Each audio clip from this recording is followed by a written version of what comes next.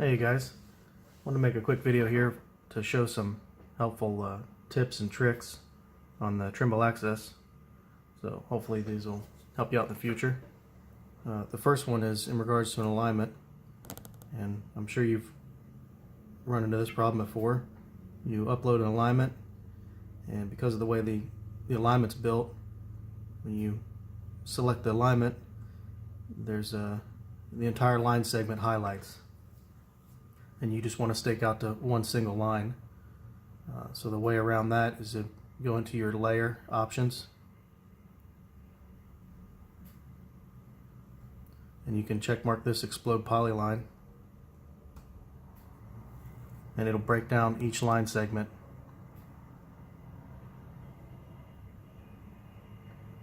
To where I can stake out just to an individual line. If you didn't have a CSV and you wanted a physical point on each corner, you go back into your layer options, and you can check mark this create nodes, and that will give you a physical point to stake to.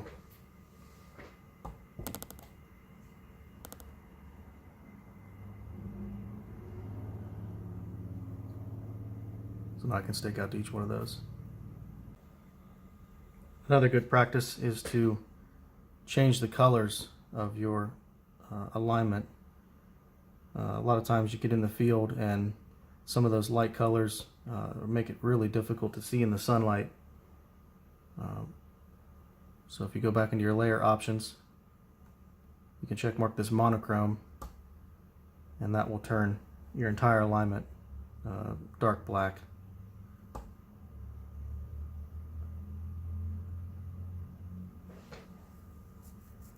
That makes it much easier to see. The other thing I wanted to show was how to build an alignment.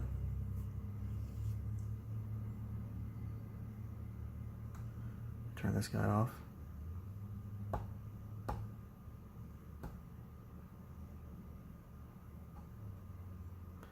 And I have a handful of points here I want to build an alignment, and I want to apply a station value to that alignment. So I have a start station, I know, 25, 12, 74. So all I have to do is select each point in order. That's the trick to building it. So whichever direction I build it from, that's the direction the alignment's always going to run. So no matter where you touch on the line segment, it's always going to run that one direction. So I just go into key and alignment, and because the start point had a station value already, it gives me that start station. So what I can do is come down here, I can copy that string name, paste it into the start station, and the alignment is now going to start at that station. I'll call it center line.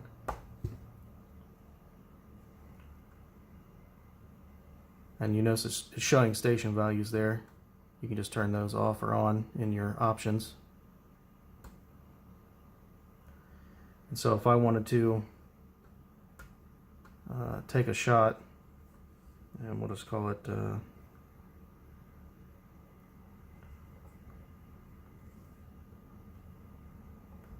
take a natural ground shot, and I want to know observation stored what the station of that ground shot is in relationship to this alignment I built. There's a couple ways you can do it. I think the fastest way is just going to review. It's going to go right to the very last point I shot. So I go into details. Right now it's displaying the northing and easting. If I go into options, I can tell it I want it to show me station and offset, and it's going to ask me what alignment I want to use. So I just go into my list of alignments, and I only have one right now. And so now it's going to give me a station value in relationship to the alignment that I built. And then you can do that with lines or alignments. The other way, you can go into your point manager. And again, it's only showing me the northing and eastings. So if I go into display, station offset, and if I go into options, I can tell it what I want to see in relationship to. So I want to see that center line alignment. And now that 1001 point, the ground shot I took, there's the station value.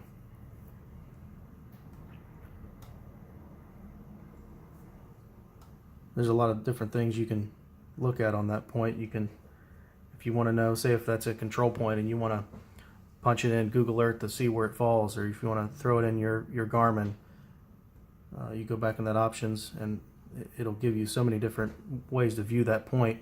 So if you click on this WGS 84, it'll now show me a lat and long, and I can have it show in decimal degrees or degrees, minutes, seconds, whichever one you want. That's really helpful if you're trying to navigate to a control point you want to punch in a Garmin. Another thing you can do with the alignment, if I wanted to make an offset alignment, if I build my own workspace, I can reselect that alignment, go back into key, and I don't want to store another alignment on top of it, so I uncheck the store alignment. Then I come into this offset, and say I want to build another alignment on the west side there and at 100 foot off. So on the offset alignment, I just do -100, gives me 100 left. I want to store it, yes. Alignment name is temporary workspace.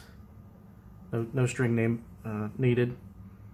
And then not only will it store the alignment, but if I check this store points as nodes, it will calculate PI points on the alignment also.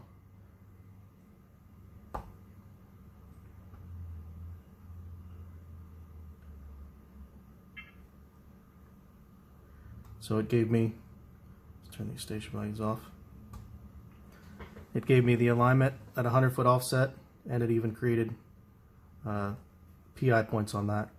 So instead of turn angle and distance and going 100 foot offset and then turn angle in here and bearing intersection, all that, it makes it really easy to just go ahead and build all those PI points for you. The last one I wanted to show was measure codes. I think this is extremely helpful when you're doing any kind of topo work. If you're doing as-built work and you're only taking the same 6 or 9 shots during the day, you can create a code list for those points, and you don't have to type anything in. You just spend 5 minutes setting up your code list that morning, and it makes it really easy. So it's right under measure points. Go to measure codes, and this is the setup screen. Once you create a group, you won't see this anymore. So we'll just go add group, and we'll call it topo. So it gives me all these blocks, and you can go into options and set however many blocks you want to see. If you want to see 25 blocks, you go to 5 by 5, and then if you're taking that many shots, if you have that many codes to store, but say if you're shooting, the same 6 or 9 shots for that day, all you have to do is hold down just for a second.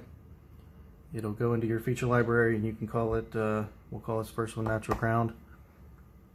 We'll call this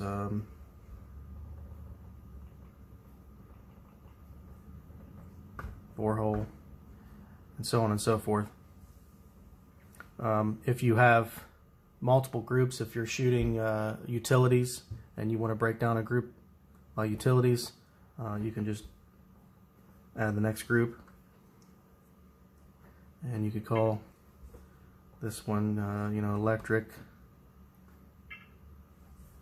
This guy's gonna be water, and you can switch between groups if you wanted to isolate those. So you set up your feature codes prior, and then all I have to do is use my cursor to go around and hit enter, and it'll go right to measure points, start shooting, it'll take the shot, go right back into measure codes. So that's really helpful.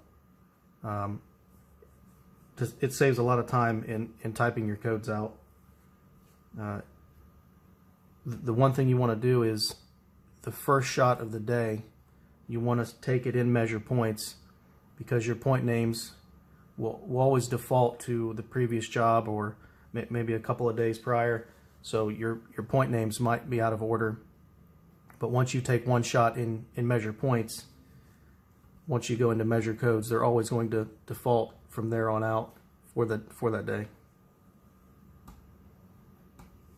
Observation stored.